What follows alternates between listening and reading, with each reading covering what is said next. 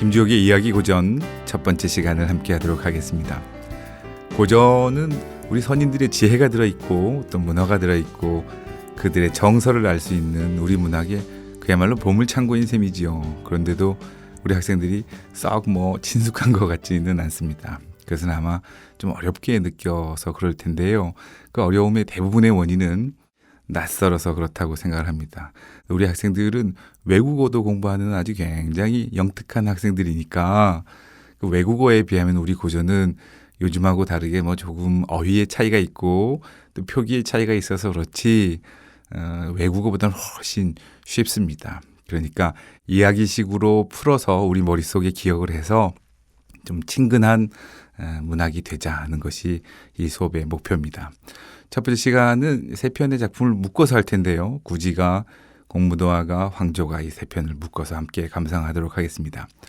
이 세 편을 묶은 이유는 고대 가요라는 공통점이 있거든요. 향가 이전의 작품을 보통 우리가 이제 고대 가요라고 부르는데 이 세 편은 고대 가요로서의 공통점이 있습니다. 일단은 원시 종합 예술의 형태다는 공통점이 있거든요. 예전에는 시 따로, 음악 따로, 무용 따로 이렇게 따로 발전하지는 않고 한꺼번에 묶어서 이제 어우러져서 발전을 했거든요. 그 원시 종합 예술의 형태다는 공통점이 있고요.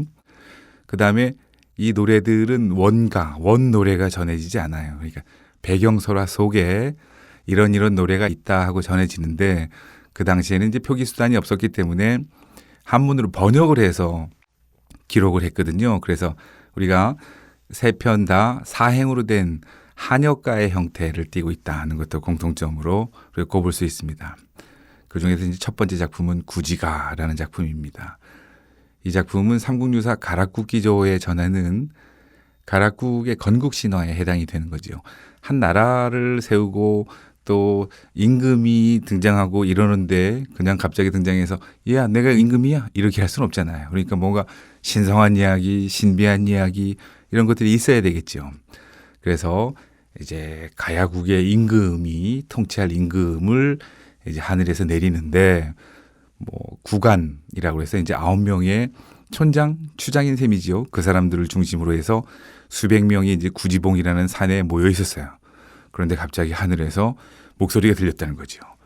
야, 니네 이름이 뭐야? 이렇게 해서 이거는 좀 웅장하지가 않군요. 니네 이름이 뭐고 여기는 어디냐, 이런 소리가 들렸겠지요. 그래서 저희는 구간입니다. 여기 9명의 촌장인 셈입니다. 이렇게 했더니 여기는 구지봉입니다. 그랬더니 잘 됐다. 내가 하늘의 명을 받아서 너희를 다스리러 내려오려고 그러는데 그냥 내려올 수는 없지 않느냐. 그래서 내가 미리 작사를 해왔으니까 시키는 대로 노래를 해라. 이렇게 해서 이제 노래가 거부가 머리를 내어라. 내놓지 않으면 구워서 먹으리라는 노래를 알려줘서 다 같이 이제 땅을 파면서 노래를 불렀다는 배경 이야기가 전해집니다. 하필이면 왜 거부가 이렇게 불렀을까를 생각해 보면 그렇잖아요. 신성한 임금이 내려오는데 강아지야 이렇게 할 수는 없죠. 그러니까 가장 신령스러운 동물을 부르면서 기원을 했겠지요.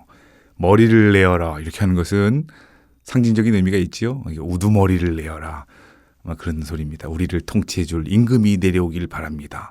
이런 내용일 거예요. 그러면 간절히 바라는 내용이어야 될 텐데 내용이 머리를 내어라 이렇게 해서 명령형으로 하고 안 내놓으면 구워서 먹을 거야 이렇게 하는 위협의 구조로 돼 있다는 거지요. 간절한 바람인데 내어주세요. 머리를 내어주세요. 안 되면 안 돼요. 이렇게 하지 않고 왜 이렇게 명령과 위협의 구조로 돼 있느냐를 생각해 보면 우리가 무당이 굿할 때도 그렇잖아요. 물러거라 이렇게 하지 물러가 주세요 이렇게 하진 않지요. 그러니까 그 명령과 위협의 구조라는 게 역으로 그 사람들의 바람이 얼마나 간절한 것이었는지를 보여주기 위해서 이렇게 명령과 위협의 구조로 했다고 볼 수 있습니다.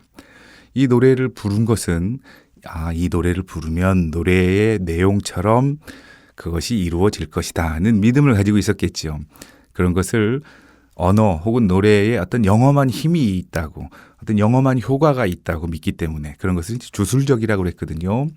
주술적인 성격의 가요고 이것은 혼자 부른 노래가 아니라 집단이 다 같이 부른 집단 가요의 형태였다는 것도 알아두시고요. 주제는 임금이 강림하기를 바라는 내용이다. 이렇게 이해하면 되겠습니다. 그 다음에 이제 공무도화가라는 작품이 있는데요. 이 작품의 제목은 공은 유, 당신 이런 뜻이에요. 무는 뭐뭐 하지 말라 이런 뜻이고요. 도하는 왜 우리 도하작전 이런 거 하잖아요. 강을 건너는 것을 도하라고 그러지요. 그래서 님이여 강을 건너지 마세요 하는 첫 번째 행의 내용을 제목으로 삼았습니다. 이 이야기의 배경서라도 고조선에 예전에 머리가 하얗게 센 미친 사람이 그래서 이제 백수광부라고 부르는데요. 그 사람이 물에 점점 들어가가지고 이제 죽게 생겼다는 거예요. 그랬더니 부인이 뒤에 따라가면서 말렸겠지. 여보 거기 건너지 마세요. 이렇게 하면서 말렸는데도 불구하고 점점 깊이 들어가서 목숨을 잃고 말았어요. 그래서 그 아내가 너무 슬퍼서 님이여 물을 건너지 마 하고 이제 공후라는 악기를 타면서 노래를 불렀다고 전해집니다. 님이여 물을 건너지 마세요. 이렇게 했겠지요. 그랬더니 일설에서는 아니다. 남편이 죽었는데 무슨 부인이 악기를 타면서 노래 부르는 사람이 어디 있냐. 님이여 물을 건너지 마오. 님이 기어이 물을 건너시네.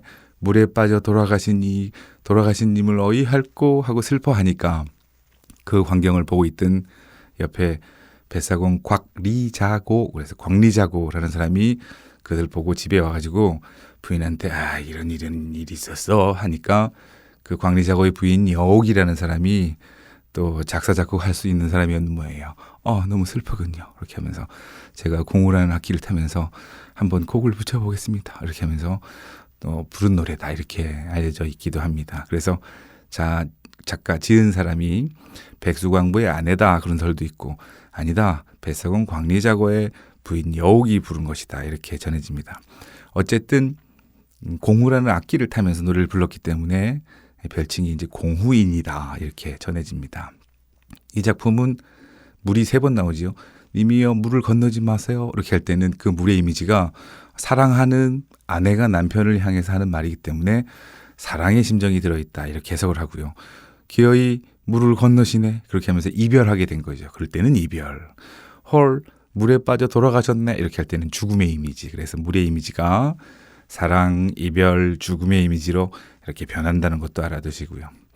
그 다음에 4행밖에 안 됐는데 그 행마다 인물의 심리가 변하지요. 그래서 인물의 심리 추이에 따라서 추이라는 게 시간에 따른 변화를 추이라 그러거든요. 그래서 님이여 물을 건너지 마세요. 이렇게 할 때는 애원하다가 물을 건너네. 그럴 때는 초조해하다가 물에 빠져 돌아가셨네. 이렇게 할 때는 비애, 슬픔이겠죠. 그러다가 돌아가신 님을 어이할꼬 이렇게 할 때는 체념의 정서가 드러난다는 것도 여러분 알아두시기 바랍니다.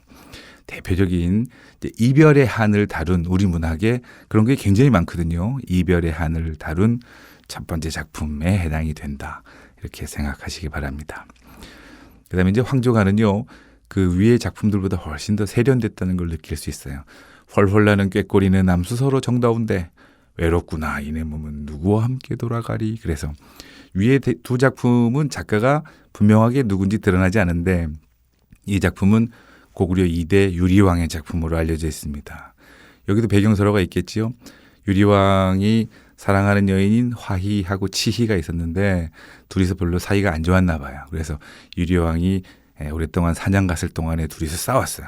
그래서 화희가 치희한테 이야 너는 이 나라 민족도 아니고 한족의 천한 첩이랑 이렇게 하면서 무리하구나 이렇게 해서 싸우니까 치희가 그냥 이렇게 하면서 토라져가지고 이제 자기의 나라를 갔겠지요. 그래서 그 소식을 들은 유리왕이 와가지고 급히 따라갔는데 이미 없어졌다. 이런 얘기가 전해져 있습니다.